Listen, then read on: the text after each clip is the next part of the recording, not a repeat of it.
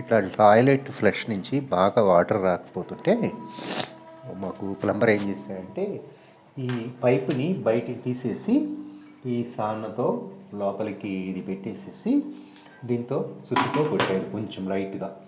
సుత్తితో ఇది పైప్ తీసేయాలి బయటికి. ఈ పైప్ తీసేసి ఇట్లా బయటికి లాగేసి పైపు ఈ సానతో ఈ సిజిల్ లోపలికి పెట్టి ఇట్లా సుత్తితో కొడితే ఇలాంటి ఒక ముక్క ఇందులోకి పడిపోయింది. ఇందులోకి లోపల ఈ సైడ్ నుంచి కింద నుంచి ఇట్లా బగిలేసి కిందకి పడిపోయింది, ఇందులో పడిపోయింది.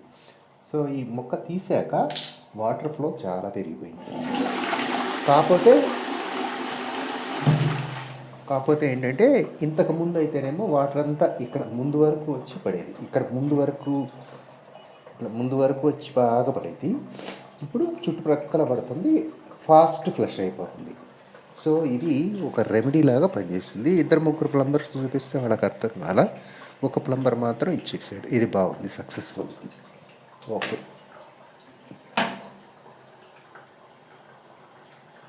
తర్వాత ఈ ఫ్లష్ ట్యాంక్లు కూడా ఇట్లా వాటర్ టెక్ అనే కంపెనీ వస్తుంది. వాటర్ టెక్ కంపెనీకి ఏంటంటే ఫ్లో వాల్వ్ ఇట్లా ఇస్తాడు, ఒక సైడ్కి ఇస్తాడు.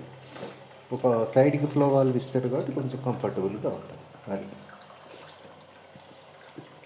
దీన్ని సింఫనీ అంటారు.